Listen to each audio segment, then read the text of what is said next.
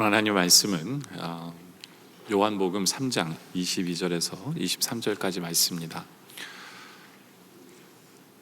그 후에 예수께서 제자들과 유대 땅으로 가서 거기 함께 유하시며 세례를 베푸시더라.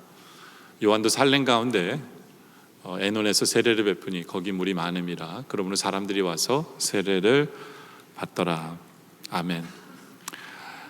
오늘 이 말씀에 보면 두 시대를 상징하는 두 사람이 있습니다. 구약을 상징하는 구약의 마지막 선지자인 세례 요한이 이 본문에 나오고요. 이제 그 바톤을 이어서 이제 우리에게 새 언약을 주시고 우리를 구원해 주시는 예수님의 이름이 이 두 구절 안에 있습니다. 그렇죠? 저는 오늘 이 말씀을 보면서 그 두 시대의 사람이 같이 한 장면에서 거의 같은 장소에서 같은 물가에서 세례를 주고 있는 그 장면을 오늘 본문은 우리에게 설명해 주고 있는 것을 보게 됩니다.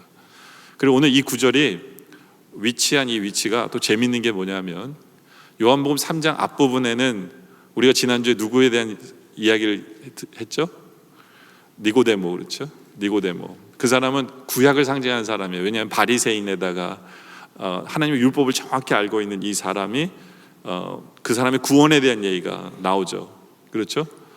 그리고는 그 다음 얘기가 이제 예수님과 세례 요한, 구약의 사람 세례 요한, 이제 신약에서 우리에게 복음을 새 언약을 주시는 예수님의 모습, 이 이야기가 나오고 다음 주에는 누구의 이야기가 나오냐면 이방인, 구원받는 이방인, 죄 많은 사마리아 여인, 어떤 이런 사람의 구원에 대한 이야기를 하는 중간에 오늘 이 말씀을 넣어놨다라는 거죠.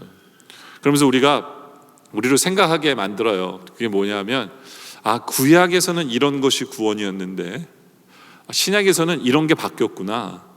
그리고 신약에서는 이러한 축복을 우리에게 주셨구나. 이러한 것들을 보게 만드는 부분이 오늘 이 말씀 속에 있습니다. 그래서 우리가 한번 그것을 생각해 보려고 합니다. 같은 강가에서 한쪽은 구약을 상징하는 사람이 세례를 주고 있고 한쪽은 새 언약을 상징하는 사람이 세례를 주고 있는 어떤 이러한 그 세팅 속에서 우리는 구약에서 신약으로 가는 그 과정을 좀 보려고 하고요. 또 세례 요한에서 예수님으로 이렇게 이어져가는 그 과정을 우리가 보면서 우리의 구원에 대해서 하나님께서 우리 구원을 위해서 무엇을 주셨는가, 우리가 누리는 것은 뭐고 또 그럼에도 불구하고 우리가 이것을 무시할 수 없는 것은 뭔가, 이런 것에 대해서 우리가 좀 나눠보려고 합니다. 그래서 오늘 설교 제목이 세례 요한에서 예수님으로 가는 과정 속에서입니다. 첫째로 우리가 생각해 봐야 될 것은 예수님과 세례 요한의 관계를 우리가 한번 생각해 볼 필요가 있습니다. 22절에 우리 아까 읽었던 구절을 보면요, 한쪽에서는 예수님과 제자들이 세례를 베풀고 있고 한쪽에서는 세례 요한이 세례를 베풀고 있습니다. 근데 사람들이 어딜 더 많이 갔을까요?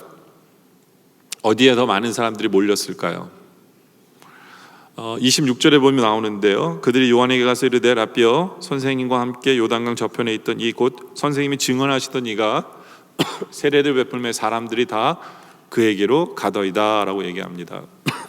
원래는 세례 요한 쪽이, 원래 세례 요한 처음 세례 줄 때는 사람이 넘쳐났었어요. 그런데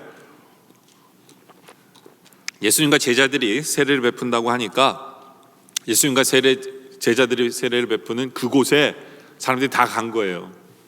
그러니까 누가 와서 세례 요한한테 저를 다 가서 어떻게 하죠? 뭐 이런 그러한 이야기를 세례 요한에게 전합니다. 근데 왜 그쪽에 제일 사람들이 다 갔을까요? 이제는 물론 여러분들 그렇게 생각할 수 있어요. 예수님이 세례를 베푸는데 뭐 이게 비교가 되냐고, 예수님 쪽으로 가겠지 뭐 이렇게 생각할지 모르지만 엄밀히 말하면요, 예수님은 세례를 베푼 게 아니에요. 요한복음 4장 2절에 보면 누가 세례를 베풀었냐면 예수께서 친히 세례를 베푸신 것이 아니라 제자들을 베푼 거예요.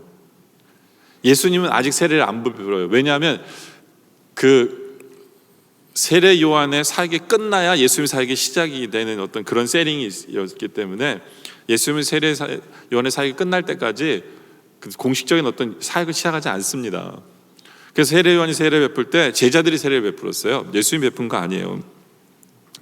근데 이렇게 보면요, 여러분들 제자들이 더 대단한 사람들일까요? 아니면 세례 요한이 더 대단한 사람들일까요? 그 당시에 세례 요한이 훨씬 대단해요. 뭐 인품으로 보나 뭘로 보나 소문으로 보나 세례 요한이 훨씬 대단해요. 왜냐하면 세례 요한은 저 사람이 그리스도 아니야? 이런 얘기까지 들었어요. 그게 요한복음 1장 20절에 보면 요한이 드러내 말하되 숨기지 아니하니 드러내야 하는 말이 나는 그리스도가 아니라 라는 얘기를 합니다. 하도 네가 그리스도 아니야 그러니까 저 아니에요. 저 엘리야도 아니고 저 뭐 이런 하도 그 사람을 높이는 사람들이 많다 보니까 세례 요한은 정말 대단한 사람이에요. 그 당시에. 그리고 설교 내용도 똑같았어요. 세례 요한의 설교나 예수님의 설교나. 왜요? 마태복음 3장 1절에 보면 그때 세례 요한이 이르러 유다강에서 전파하여 말하되 회개하라 천국에 가까우느니라. 또 예수님도 나중에 이때부터는 이제 세례 요한의 사역이 끝난 다음부터 예수님이 똑같이 설교를 하는데 설교 내용이 똑같아요. 뭐예요? 회개하라 천국에 가까우느니라. 똑같은 설교예요. 그러니까 설교 내용이 다른 것도 아니에요. 세례 주는 곳에. 그렇죠? 물론 이제 세례의 똑같은 말이지만 의미는 좀 틀려요.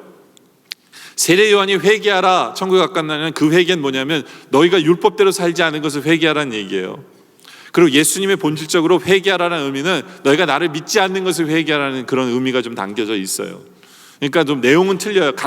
똑같은 설교 그 월딩이지만 의미는 좀 틀린 부분은 있어요. 근데 하여튼 똑같은 설교가 선포됐어요. 근데 왜 제자들 쪽으로 더 몰렸을까? 그렇죠? 거기다가 경건으로 보면요, 이 유대인들 경건 많이 따지잖아요. 제자들은 안식일에 배고프면 이렇게 밭 지나가다가 곡식을 이렇게 따가지고 손으로 이렇게 비벼서 먹기도 해요. 세례 요한은 절대로 그런 일은 없습니다. 이 경건으로 따지면 세례 요한 대단해요. 제자들의 지위도 보더라도 제자들은 어부에다가 뭐 세리에다가 뭐 이런 사람들이에요. 세례 요한은 제사장의 집안 자손에다가 그렇죠. 집안으로 보나 뭐 인품으로 보나 경건으로 보나 세례 요한은 경건이 얼마나 했다면 그 경건으로 따지자면 1위가 바리새인들이잖아요. 근데 그 바리새인들이 향해서 뭐라고 외쳤느냐 하면요. 마태복음 3장 7절에 요한이 많은 바리새인들과 사두개인들이 세례 베푸는 데로 오는 것을 보고 이르되 독사의 자식들아 이렇게 얘기할 정도예요. 그래도 바리새인들이 아무 말 못해요. 왜냐하면 사도 바울이 얼마나 경건한 사람인 줄 알기 때문에 경건으로 따지자면 세례 요한을 쫓아갈 사람이 없는 거예요. 율법을 지키는 거나 이런 걸 보면 세례 요한을 쫓아갈 사람이 아무도 없었어요. 아무도 없었어요. 그런데 왜 사람들은 예수님 쪽으로 몰렸을까요? 왜 사람들은 제자들이 세례 주는 곳으로 몰렸을까요? 왜 세례 요한은 우리가 3장 26절처럼 이런 말을 들어야 했을까요? 그들이 요한에게 가서 이르되 라삐여 선생님과 함께 요단강 저편에 있던 이곳 선생님이 증언하시던 이가 세례를 베풀며 사람들 다 그에게로 가더이다. 왜 제자들이 세례를 베푸는 곳에 사람들을 몰려갔을까요? 그 이유는 하나입니다. 왜냐하면 예수님이 세례를 베풀지 않았어도 그곳에 예수님이 계셨기 때문이에요. 이것이 우리에게 알려주는 바가 되게 큽니다. 예수님과 함께하는 것, 이것이 우리의 목표여야 돼요. 우리가 항상 어떠한 순간에도 예수님과 함께하는 것. 우리는 그러면 이런 생각을 해봐요. 그러면 세례 요한은 어떠한 결정을 내렸어야 했을까요? 예수님과 예수님의 제자들이 저쪽에서 세례를 주고 있다면 세례 요한은 그 이야기를 듣기 전부터 듣고 난 후에도 당장 뭐 했어야 됐을까요? 뭐 했어야 돼요? 당장 짐 싸들고 거기로 가야죠. 그렇잖아요? 거기로 가야 돼요. 가서 함께 세례를 줬다면 그 영향력은 훨씬 더 컸을 거예요. 세례 요한이 그 자리에 가서 세례를 주면 아마 세례 요한은 더 높아졌을 거예요. 왜냐하면 제자들과 비교되잖아요. 그 경건함이나 어떤 그런 모습이나 위엄이나 비교될 거 아니에요. 세례 요한이 거기 가서 예수님 계신 곳에 세례를 줬으면 완전 거기가 사람들이 폭발했을지도 몰라요. 그렇죠? 근데 세례 요한의 안타깝게도 세례 요한의 모습은 뭐냐면 그 자리에 고정하는 모습이에요. 그 자리를 떠나지 않아요. 그 자리를 떠나지 않아요. 그냥 그 자리를 지켰다는 거예요. 예수님 있는 대로 가지 않았다는 게 그게 좀 안타까운 모습이에요. 안타까운 모습이에요. 그러다 보니까 세례 요한이 흔들리던 때가 나오죠. 그렇죠? 나중에 예수님이 계신 곳에 따라가지는 않으니까 흔들려요. 그 사람이에요. 그래서 나중에 마태복음 11장 2절에 예수님에게 그런 질문하잖아요. 요한이 옥에서 그리스도께서 하신 일을 듣고 제자들을 보내며 예수께 여짜오되 오실 그이가 당신이 오니까 우리가 다른 일을 기다려오니까 실컷 자기가 예수님 메시아라고 전해놓고는 자기가 감옥에 갇히고 어려운 일이 생기다 보니까 저분이 진짜 맞을까 하는 이런 흔들림이 생기는 거예요. 왜요? 예수님을 쫓아가지 않으니까. 근데 제자들은 좀 무식했고 제자들은 아는 것도 별로 없지만 한 가지 좋은 건 뭐냐면 제자들은 언제든 예수님 쫓아다녔어요. 예수님 언제든 쫓아다녔어요. 예수님이 귀신을 쫓을 때에도 그 자리에 있었고, 예수님이 살렘으로 가시면 살렘으로 가셨고, 예수님이 사마리아로 가시면 사마리아로 가셨고, 예수님이 핍박당하시잖아요. 귀신 쫓았다고 사람들에게 박해받으실 때 제자들 그 자리에 있었어요. 주님께서 능력을 행하시던 그 자리에만 있었던 게 아니에요. 나중에는 예수님이 사역을 하시면서 이제는 말씀 중심의 사역을 하시던 때가 있어요. 그러니까 재미가 없죠. 능력을 행하지 않고 그냥 말씀만 쫙 이렇게 설교를 하시니까 제자들도 쉽지 않았을 거예요. 힘들었을 거예요. 근데 그 자리에서도 제자들은 떠나지 않았어요. 그 자리에서도 주님을 쫓아가죠. 요한복음 6장 68절에 시몬 베드로가 대답하되 주여 영생의 말씀이 주께 있사오니 누가 우리에게 가오리이까. 그렇죠? 주의 말씀 들으면서 주님 저 여기 있겠습니다. 주의 말씀이 있어서 저 여기 있겠습니다. 항상 쫓아다닌 거예요. 쫓아다닌 거예요. 주님과 함께하는 것. 여러분들 왜 사람들은 근데 예수님께로 몰렸을까요? 그 이유는 뭐냐면 처음에는 세례 요한이 이렇게 세례를 주는 그때 많이 몰려왔어요. 근데 이들은 영적으로 갈급해서 몰렸잖아요. 근데 세례 요한은 율법을 상징하는 사람이고 구약의 선지자를 상징하는 사람이에요. 그 사람한테 이렇게 세례를 받고 회개하고 이런 게요, 영적으로 갈급함이 채워지지 않는 어떤 부분이 있는 것을 이들은 발견한 거예요. 그래서 이들은 그들의 영적인 목마름을 채우기 위해서 주님께로 나아가는 거예요. 저분이면 우리의 목마름을 채워주시지 않을까? 그래서 주님 앞에 나아갔던 거죠. 그렇죠? 저는 우리 교회가 이런 교회이길 원해요. 뭐냐면 여러분들이 이곳에 오셔서 여러분의 영적인 그 부분이 목마름이 채워지는 교회이길 원해요. 여러분이 세상에서 힘들게 살다가 이곳에 왔을 때 이 자리에 함께하고 계시는 주님을 만나는 이 자리이기를 원합니다. 말씀을 통해서, 부족한 저의 입술을 통해서 전파되는 말씀이지만 이 말씀을 통해서 그것이 하나님의 음성으로 여러분에 들려지고 예수님의 음성으로, 예수님이 나에게 주시는 말씀으로 여러분들에게 들려지는 그러한 교회이길 원합니다. 물론 이게 이 말씀만을 가지고 모든 사람이 배부르진 않아요. 왜냐하면 예수님 당시에도 마찬가지예요. 예수님이 설교로 이제 이적을 행하지 않으시고 설교로 이렇게 딱 설교만 하시던 이런 피리어드가 있었거든요. 근데 제자들마저도 떠나는 제자들도 있었어요. 제자들마저도. 요한복음 6장 60절에 보면 제자 중 여럿이 듣고 말하다 이 말씀이 어렵도다. 왜 어렵냐면요, 예수님이 자꾸 십자가 져야 된다는 얘기를 하시니까 미래에 될 얘기를 하니까 어려운 거예요. 도대체 뭐지? 근데 어려운 것으로 끈 게 아니라 저게 누가 들을 수 있지? 이렇게 제자들이 있는 거예요. 그러면서 66절에 보니까 그때부터 그의 제자 중 많은 사람이 떠나갑니다. 예수님을 다시 그와 함께 다니죠. 왜냐하면 예수님 말씀만 하실 때, 이적을 행할 때 많이 쫓아다니는데 말씀만 하시니까 어렵다고, 그리고 그들이 떠나가요. 그때 이제 예수님이 제자들에게 물어본 거예요. 너희도 떠나려느냐? 그랬을 때 시몬 베드로가 한 얘기가 뭐냐면 주여 영생의 말씀이 주께 있사오니 우리가 어디로 가리까? 전 여기 있습니다 한 거죠. 그렇죠? 그러니까 이게 말씀이요, 영적으로 사모한 사람들이 말씀 있는 곳에 모이게 돼요. 그렇죠? 근데 다른 제자들은, 말씀을 사모하지 않는 제자들은 어떤 세상의 영광, 사람들이 인정해 주는 것, 화려한 것, 이적을 행할 때는 그런 걸 벗잖아요. 그런 것만 쫓아다니면 떠나는 사람들도 많습니다. 예수님 필요하지 않기 때문에. 근데 그 대단한 세례 요한은 왜 예수님에게 오지 않았을까요? 예수님에게 왔었어야만 하잖아요. 왜 세례 요한은 예수님께 오지 않았을까?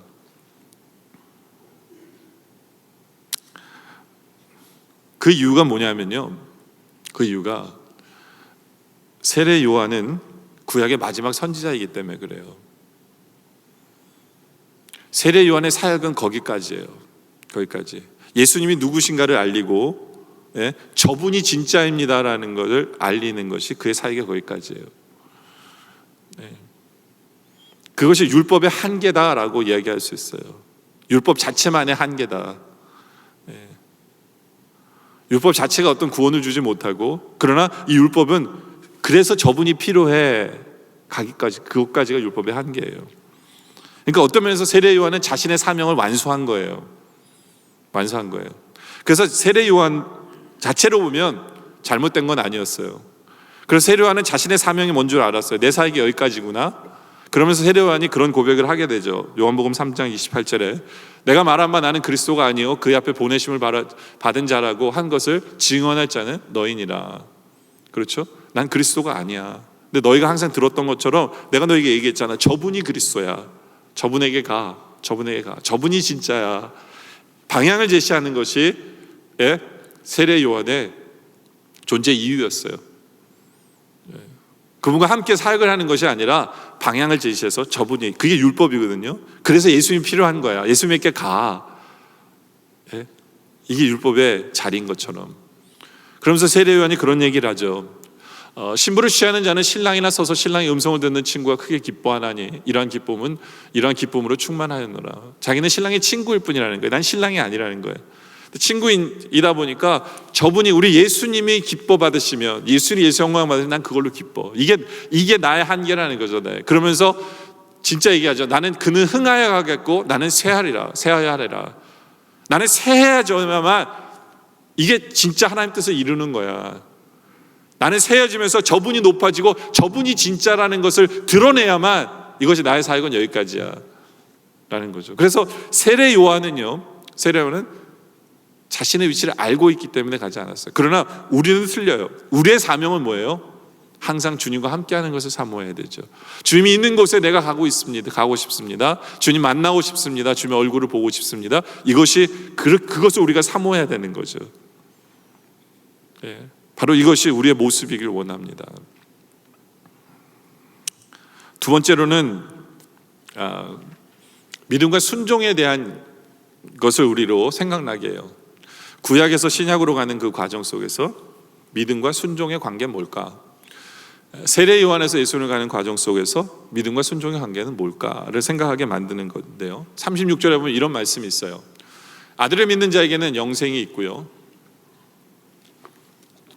아들에게 순종하지 아니하는 자는 영생을 보지 못하고 도리어 하나님의 진노가 그 위에 머물러 있느니라. 여기 보면요, 우리의 구원의 확신을 좀 흔들 수 있는 구절이 이 구절이에요. 왜냐하면 우리는 어떻게 하면 구원을 얻어요? 우리가 알고 있는 건 뭐예요? 믿으면 구원을 얻어요. 그렇죠? 그 얘기가 나와요. 아들을 믿는 자에게는 영생이 있어요. 근데 이제 우리의 구원을 흔들 수 있는 구절이 뭐냐면 아들에게 순종하지 않는 자는 영생을 보지 못한대요. 도리어 하나님의 자녀가 진노가 그 위에 머물러요. 보세요. 여러분은 예수를 믿어요. 근데 말씀에다 순종합니까? 예? 나는 예수 믿어서 구원받은 줄 알았는데 이제껏.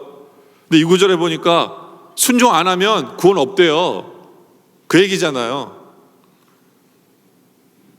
도대체 이게 무슨 말일까요? 근데 여러분들 엄밀히 성경에 보면요, 믿으면 구원 얻는다고 얘기하는데요, 순종 안 하면 구원 없다는 얘기도 참 곳곳에 많아요.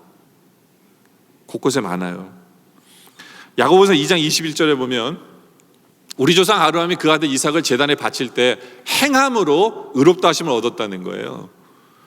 그래서 야고보서는 굉장히 뭘 강조하냐면 행함을 강조해요. 행함을 강조합니다. 순종을 강조하는 거예요. 순종을. 물론 이제 로마서로 딱 넘어가면 로마서 1장 17절에 보면 복음에 하나님의 의가 나타나서 믿음에 이르게 하나니, 그러니까 하나님의 의는 예수님이잖아요. 예수를 믿음으로 우리는 구원 얻어요. 그래서 의는 믿음으로 말미암아 살리라. 그래서 믿음을 구원 얻는다.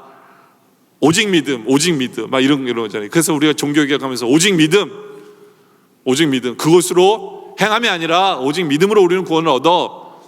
이제 이렇게 얘기를 하면서 우리 모두가 그걸 믿는 거잖아요. 그렇죠? 근데 하물며 로마서에서도 로마서 3장 31절에 우리가 어떤 말씀하냐면, 그런즉 우리가 믿음으로 말미암아 율법을 파기하느냐. 무슨 얘기냐면, 우리가 믿기 때문에 율법이 필요 없느냐? 아니에요.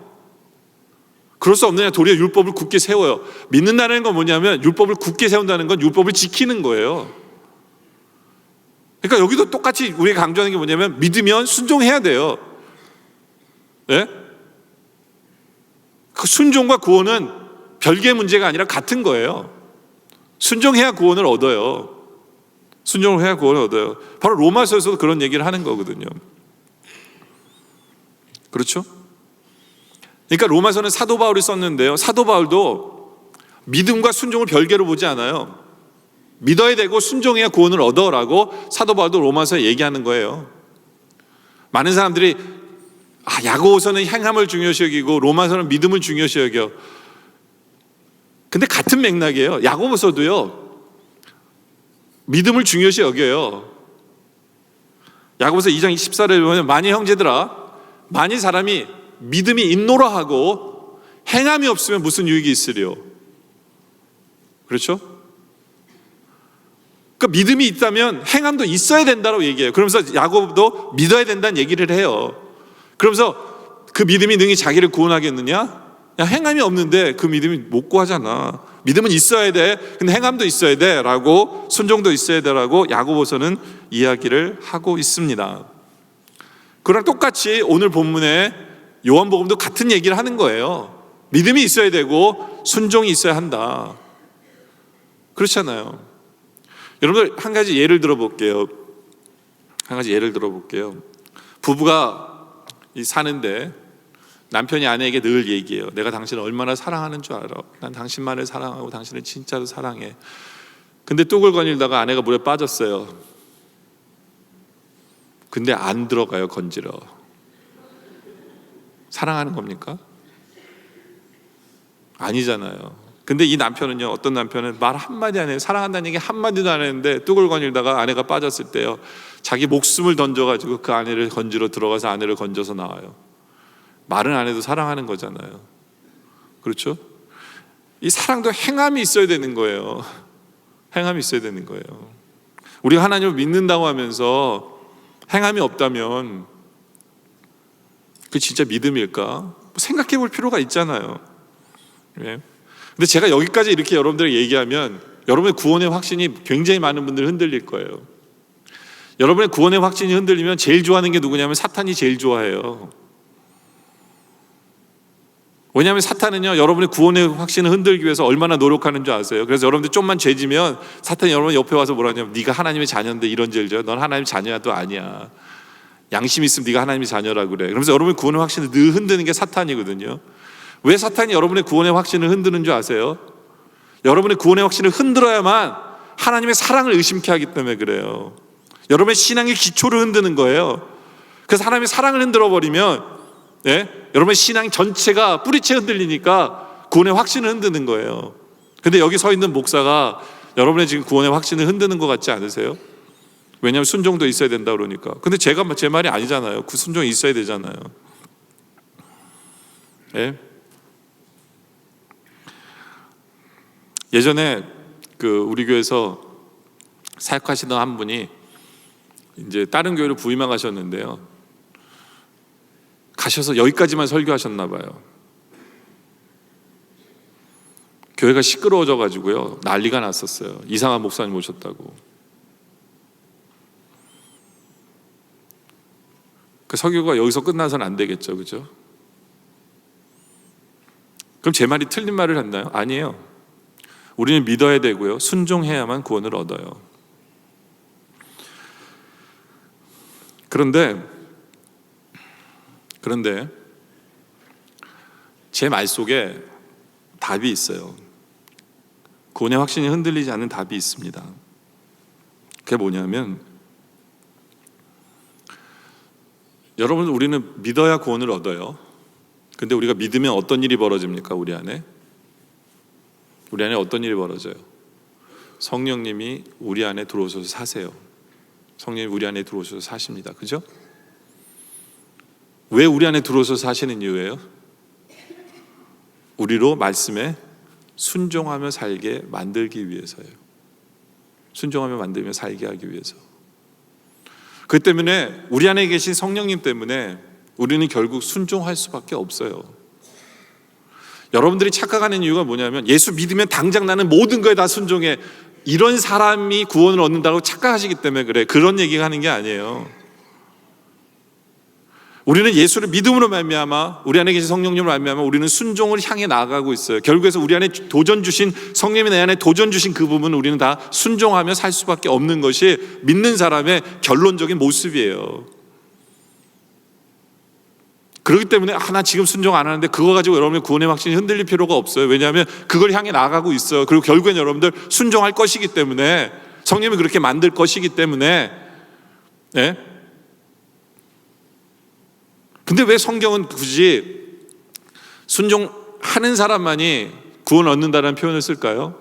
마치 지금 당장 내가 순종하는 것처럼 표현을 쓸까요? 성경은 그런 표현하기를 좋아합니다. 왜냐하면 하나님 입장에서 쓴 책이기 때문에 그래요. 하나님 입장에서 쓴 책이기 때문에. 이게 무슨 얘기냐면요, 한 가지 예를 들어볼게요. 오늘 본문에도 이런 얘기가 나와요. 요한복음 3장 35절에 보면 아버지께서 아들을 사랑하사 만물을 다 그의 손에 주셨으니 라는 말이 있어요. 그렇죠? 요한복음 3장에서 그 얘기가 나와요. 아버지께서 예수님에게 만물을 다 그의 손에 주셨대요. 근데 보세요, 요한복음 3장에서 현재 상태에서 그 3장의 그 시간적인 상황 속에서 만물이 예수님 손에 있어요, 없어요? 있다고 얘기하시는 분은 지난번 설교 안 들으신 분이에요. 예수님이 시험 받으셨을 때 사탄이 뭐라고 시험합니까? 마태복음 4장 8절에 마귀가 또 그를 데리고 지극히 높은 산에 가서 천하 만국과 그 영광을 보며 보여 이르되 만일 내가 경배하면 이 모든 것을 내게 주리라 라고 했잖아요. 만약에 하나님께서 이미 예수님 손에 만물을 주셨다면 사탄이 이런 시험하면 예수님 뭐라고 대답하셨어야 돼요? 야 사탄아, 나 이미 갖고 있어. 너가 안 줘도 돼. 나 벌써 가졌어. 이렇게 얘기하셔야 되는데 예수님이 그렇게 얘기 안 하셨잖아요. 그렇죠? 왜요? 만물이 사탄의 손에 쥐어져 있기 때문에 예수님이 그렇게 대답 안 하신 거예요. 다시 말해서 지금 요한복음 3장입니다. 예수님 시험 받으신 지 얼마 안 되셨어요. 아직도 예수님은 만물이 예수님 손에 쥐어진 거 아니에요. 그런데 성경은 만물을 주셨다라고 얘기를 해요. 주셨다라고. 그렇잖아요. 시간상으로 안 맞는데 주셨대요. 이미 주셨대요. 언제 예수님이 만물을 다 받으십니까? 엄밀히 따지면 예수님 십자가 지셔야만 하고요, 그리고 부활하셔야만 만물을 얻으세요. 근데 진짜로 만물을 얻으시는 그 손에 쥐는 시간은 언제냐면 예수님 재림 때예요. 시간상으로 보면 나중인데 왜 하나님께서는 지금 주셨다고 얘기할까요? 이게 하나님이시기 때문에 가능한 거예요. 왜냐하면 하나님에게는 시간성이 없으세요. 하나님은 다 알고 계시기 때문에, 하나님은 이미 주신, 벌써 드린 걸로 다 보게 돼요. 그렇게 성경은 표현하는 게 되게 많아요. 그래서 우리가 순종해야만 구원 얻는다, 그 얘기는 뭐냐면 이미 성령님 때문에 하나님 눈에는 너 순종한 걸로 보시는 거예요. 그러니까 그렇게 표현하는 거예요. 그래서 이것을 하나님 나라는 영어로 표현하면 뭐라고 얘기하냐면 already but not yet이라는 표현을 써요. already, 이미 이뤘다는 거예요. 근데 아직 안 이뤘다는 거예요. 말이 헷갈리죠. 근데 하나님 보시기에는 already예요. 다 알고 계시니까 already. 우리의 승리는 이미 이루어진 거예요. 근데 아직 나는 승리의 체험을 못해요. 왜냐하면 나는 그 시간 속에서 있으니까. 근데 하나님 보시기에 이미 승리한 거죠. 그렇죠? 그럴 때 우리는 그런 시간 속에 있기 때문에 내가 지금 온전히 순종을 다하지 못하더라도, 내가 아직 스트러글하고 넘어진 상태 속에 있을지라도 내가 믿는다면 그 믿음 때문에, 내 안에 계신 성령님 때문에 나는 순종할 수밖에 없고 길을 걷고 있기 때문에 구원의 확신이 흔들릴 필요는 없어요. 정확히 이해하시겠죠? 그렇죠? 그러나 이제 구약은 내가 지금 순종하고 있어야 되고, 내가 율법을 지키지 않으면 구원이 없는 거예요. 근데 이제는 예수님 때문에 우리 안에 성령님을 허락하셔서 우리는 순종할 수밖에 없고, 그러다 보니까 이 믿음이 정말 중요한 것이다 라는 것을 우리에게 알려주는 부분이죠. 그렇죠? 세 번째로는 또 우리가 이 구약과 세례 요한과 예수님 시대 속에서 또 우리가 비교해 보면서 생각해 보려면 우리가 할 일과 성령님의 하실 일이에요. 성령님의 하실 일. 요한복음 3장 31절에 보면 쭉 읽다 보면 땅에 속하여 땅에 속한 것을 말하느니라 라고 얘기합니다. 어떤 사람들은요, 땅에 속한 사람들은 땅의 것을 이야기해요. 맞죠? 그렇죠? 영적인 걸 모르면 땅에 속한 사람은 땅의 것을 이야기합니다. 그런데 34절에 보면 하나님이 보내신 이는 하나님의 말씀을 합니다. 하나님의 말씀을 해요. 근데 어떻게 하면 하나님의 말씀을 해요? 이는 하나님의 성령을 한량없이 주셨기 때문에 그래요. 그러니까 예수님이 하나님의 말씀을 하시는 이유가 뭐냐면 성령을 한량없이 받았기 때문에 하나님의 말씀을 하신다라고 얘기합니다. 그렇죠? 그렇다면 우리가 하나님의 말씀을 증언하려면, 하나님의 말씀을 전하려면 우리 안에 성령님만 계시면 됩니까? 라는 질문을 우리가 던질 수 있어요. 구약에서는 항상 뭘 얘기하냐면 우리가 뭘 해야만 된다라고 얘기해요. 구약에서는 내가 하는 게 되게 중요해요. 그래서 내가 뭘 해야 돼요. 근데 이제 신약에 와서는 우리 안에 성령님이 주심으로 말미암아 우리는 엄청난 무기를 갖고 있어요. 그러다 보니까 많은 성도들이 성령님만 있으면 돼. 그래서 여러분들 굉장히 많은 분들이 기도할 때 뭐라고 기도하냐면 성령의 충만함을 주세요. 성령의 충만함을 주세요. 늘 그렇게 기도하고는 세상에 가서 아무것도 안 해요. 그 누가 따져서 물어볼 거 아니에요. 당신은 왜 안 합니까? 당신이 해야 될 걸 해야 되잖아요. 그러면 아직까지 성령의 충만함을 못 받아서 그렇대요. 다 성령님 핑계대요. 성령님 핑계대요. 하나님께서 엄청난 그 은혜를, 축복을 우리에게 주셨는데 여러분들 성령님만 받으면 돼요? 그분만 있으면 됩니까? 엄밀히 말하면 예스예요. 근데 또 엄밀히 말하면 노예요. 지금 이 말도 안 되는 시츄에이션이 뭘까? 여러분들 오늘 설교를 들으면서 그런 생각 드시는 분도 있을지 몰라요. 저 목사는 지금 무슨 얘기를 하려는 걸까? 저 설교가 필요한 걸까? 제가 일부 예배 때 물어봤어요. 혹시 그런 생각 안 드셨어요? 내가 지금 왜 여기 앉아서 이걸 듣고 있는 것일까? 물어봤더니 그렇대요. 그렇게 얘기하시더라고요. 예. 근데 결론을 듣고 이해가 됐대요. 그 결론 들을 때까지 여러분들 좀 끝까지 정신을 차려주셔야 돼요. 결론을 듣고 이해가 됐대요. 근데 성령님만으로 된다? 근데 그거로 부족하다. 이게 무슨 말이냐면 오늘 말씀에도 보면 32절이면 그가 친히 보고 들은 것을 증언해요. 그러니까 우리는 성령님도 필요하지만 뭐도 필요하냐면 친히 보고 들어야만 돼요. 들어야만 돼요. 그러니까 우리는 성령님이 필요합니다. 그렇지만 우리가 행동으로 뭐예요? 보고 듣는 것도 필요해요.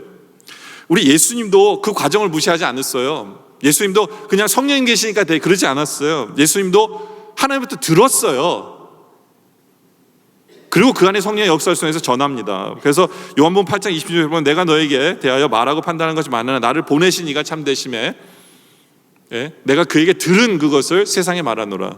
예수님 먼저 듣고 전합니다. 예수님도 듣고 전했어요. 요한복음 8장 38절에 똑같은 얘기하죠. 나는 내 아버지께 본 것을 말하고 너희는 너희 아비에게서 들은 것을 행하느니라. 그러니까 예수님도 본 것을 말한 거예요. 그러니까 보고 들어야 돼요. 보고 듣는 것이 빠지면 안 돼요. 그래서 오늘 본문의 33장 32절에 그가 친히 보고 들은 것을 증언하는 거예요. 증언하는 거예요.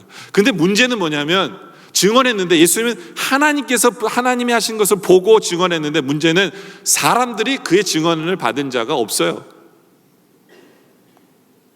왜냐하면 땅에 있는 사람은 땅의 것만 보니까 이해가 안 되는 거예요. 그래서 성령님이 필요한 거예요. 성령님이 필요한 거예요. 왜냐하면 성령님께서 그것을 설명해 주시니까, 그게 무슨 말이 뭔지를 설명해 주시니까 성령이 필요한 거예요. 그래서 요한복음 14장 26절에 보면 보혜사 곧 아버지께서 내 이름을 보내실 성령 그가 너에게 모든 것을 가르치고 내가 너에게 말한 모든 것을 생각나게 하리라. 여기서 가르친다는 건 뭐냐면 여러분들이 전혀 듣지 못한 얘기를 해준다는 게 아니라 이미 알고 있는 지식을 알게 해주시는 거예요. 그러니까 여러분이 이미 보고 들은 것을 깨닫게 해주시는 거예요. 그리고 예전에 들었던 말씀을 그 상황 속에서 생각나게 하시는 것이 성령님의 역사다라고 우리에게 설명을 해주고 있습니다. 그렇죠? 그렇기 때문에 중요한 것은 우리가 보고 들어야 돼요. 그냥 아무것도 안 하면서 성령님 계시니까 성령님 맡깁니다. 아직 충만을 안 했나 봐요. 그게 아니라 우리 스스로가 말씀을 보고 듣고 그 안에 성령님의 빛을 비춰줘서 성령님의 해석이 돼야 돼요. 근데 이게 얼마나 큰 은혜인지 몰라요. 왜 이게 얼마나 큰 은혜냐? 니고데모 같은 사람들은요, 예수님께 찾아왔잖아요, 밤에. 근데 그 안에 아직 성령님이 계시지 않기 때문에 예수의 한 말이 이해가 안 돼요. born again 무슨 말이에요? 못 알아듣는 이유가 바로 그거예요. 모든 사람이 보고 듣는다고 해서 다 바르게 해석하는 건 아니에요. 땅에 있는 사람들은 땅으로서만 해석해요. 엄마 뱃속에서 어떻게 드러났다 나와요? 이렇게밖에 해석을 못하는 거예요. 그렇죠? 그러나 성령님 때문에 똑같은 걸 보고 들어도 우리는요 영적으로 해석이 되고 영적으로 보여지게 되는 그 은혜 속에 살아가는 거죠. 그렇죠? 그것이 성령님이 우리에게 주시는 이유예요. 그리고 성령님이 주신 이것이 얼마나 큰 은혜인지 몰라요. 네. 그러니까 여러분들이 우리 안에 성령님이 없다면 우리는 그냥 땅의 것만 보고 그냥 수준이 거기에 머물러 있는 거예요. 근데 성령 때문에 우리는 업그레이드 된 거예요. 네. 그런데 제가 아까 그랬죠. 성령님만 있으면 돼도 맞는다고. 이게 왜 맞아요? 여러분들이 보고 들어야 되는데 안 듣잖아요. 그럼 성령님이 여러분들 때려서라도 보고 듣게 하실 것이기 때문에 성령님으로 충분해요. 그러니까 여러분들이 지혜롭다면 성령님 여러분 안에 지금 성령님이 말씀하시는 거예요. 보고 들어야 돼. 말씀을 보고 들어야 된다면 그래 나 오늘 집에 가서 보고 들어야지. 이래야지 지혜로운 사람이죠. 왜냐하면 성령님 말씀으로 끝나는 분이 아니기 때문에 보고 듣게 하실 거거든요. 결론적으로. 그래서 성령님으로 충분하다는 게 그거예요. 근데 여러분들이 지혜로운 사람이라면 이미 우리에게 말씀으로 도와주시는 그 부분에 순종하며 나아갈 때 그게 진짜 성도다 라는 거죠. 그렇죠? 이제 말씀의 결론을 내리죠. 여러분들 구약은요 한계가 있어요. 항상 한계가 있어요. 구약은 율법을 지키는 됩니다. 그래야만 구원을 얻어요. 세례 요한이 대표적인 사람이에요. 정말 경건한 사람이에요. 말씀대로 사는 사람이에요. 그러나 리미테이션이 있어요. 왜냐하면 사람들이 더 이상 모이지 않아요. 거기에는 진정한 능력이 없기 때문에. 그러나 우리가 신약 시대로 들어오면서 우리는 하나님의 은혜 속에 살아요. 왜 은혜 속에 살냐면 왜냐하면 우리 주님이 우리와 함께 하시는 임마누엘 하나님이기 때문에 그래요. 우리가 얼마나 연약한지를 아셔요. 아까도 제가 얘기했죠. 우리는 주님을 보며 주님과 함께하는 것을 사모해야 됩니다라고 말씀했는데 성도들이 그것도 안 해요. 그러니까 주님이 임마누엘 주님으로 나와 함께 하시는 거예요. 내 옆에 계시는 거예요. 그래서 지금도 기다리세요. 야, 나 좀 봐. 나 좀 찾아. 내가 네 옆에 있잖아. 그러니까 인간이 얼마나 연약하면요 주님이 나와 함께 하실까요? 그렇죠? 구약은요 순종해야만 돼요. 구약은 순종해야만 돼요. 근데 순종 지지리도 안 하니까 성령님을 주셔서 믿기만 하라고 먼저 얘기하셔서 믿는 자에게 성령을 주셔서 순종하도록 만드시는 거예요. 그러니까 우리가 얼마나 큰 은혜 시대 속에 사는지 아시죠? 그렇죠? 근데 성령을 주니까 인간들이 이제는요 지할 일은 안 하고 성령님 탓만 해요. 성령의 충만함을 따지면서 성령 핑계만 대니까 그게 아니라는 거예요. 그게 아니라는 거예요. 우리가 할 일은 좀 해야 돼요. 우리 할 일도 물론 성령님이 내 안에서 주시는 말씀이지만 우리가 좀 빠릿빠릿해야 돼요. 그 은혜 믿고 그냥 느긋적 있다가는 얻어맞아요. 우리가 바로바로 순종해야 돼요. 제가 오늘 이 설교를 이렇게 준비하고요, 결론 부분에 가서 어떤 결론을 얻었냐면, 제가 오늘 설교 제목을 이렇게 쓰려고 그랬어요. 창피한 설교, 이렇게 쓰려고 그랬어요. 창피한 설교. 뭐냐면 제가 이제 이렇게 저 설교를 하기 전에 사람들한테 이렇게 한마디씩 던져보거든요. 던져봐요. 근데 어떤 분한테 이런 질문을 했어요. 오늘 본문에 보면 구원 얻으려면 믿어야 되고 순종해야 된다는데, 예? 그 순종해야 된다는 그 부분이 좀 받아되지 않아요? 제가 어떤 분한테 물어봤더니 그분이 저한테 이렇게 얘기하더라고요. 아니 목사님, 믿으면 순종해야 되는 건 당연한 거 아니에요? 그게 왜 바더가 돼요? 저한테 그렇게 얘기하시는 거예요. 저는 바더가 됐는데. 근데 그분 얘기를 들어보니까 진짜예요. 아니 믿으면 순종하는 게 당연한데 왜 목사라는 사람이, 예? 순종 안 하는 사람들 편에 서가지고 여러분들 그래도 여러분들 구원받는 거 맞습니다 이러고 있어야 되냐는 거예요. 이게 창피한 설교 아니에요? 믿으면 순종해야 되는 거 당연한데, 예? 여러분들 지금 순종 안 하더라도 구원받는 거 맞아요. 걱정하지 마세요. 이런 설교를 하고 있는 게 창피한 설교라는 거예요. 예? 우리 안에 성령님 주셔서 우리 안에 계속 어떤 도전을 주시는데 지지리도 안 해서, 예? 그래도 성령님이 계시니까 이런 얘기를 하고 있는 설교가 창피한 설교 아니에요? 그렇잖아요. 예수님이 지금 나와 임마누엘의 하나님으로 지금 나와 함께 하시는데 여러분들 주님을 좀 찾으세요. 주님을 사모하세요. 이걸 굳이 목사 입으로 얘기해야만 됩니까? 그래서 어떤 분들은 목사 왜 저럴까? 나 지금 다 하고 있는데, 이런 분도 있을 거예요. 왜냐면 뻔한 얘기를 했으니까. 근데 우리의 현실이 너무 연약하기 때문에 창피한 설교를 해야만 하는 것 자체도 답답해요. 그러면서 구약의 사람인 마지막 선지자인 요한을 보면서 야, 이거 우리가 진짜 이거 배워야 되지 않을까 하는 부분이 한 가지가 있어요. 그게 뭔지 아세요? 세례 요한의 기쁨을 우리가 배워야 돼요. 세례 요한은 뭐가 기쁜지. 그게 3장 29절이잖아요. 신부를 취하는 자는 신랑이나 서서 신랑의 음성을 듣는 친구가 크게 기뻐하나니 나는 이러한 기쁨으로 충만하노라. 나는 흥하여갖고 나는 쇠하여 하리라. 세례 요한은 자기가 쇠해지고 있어요. 사람들이 더 이상 오지 않아요.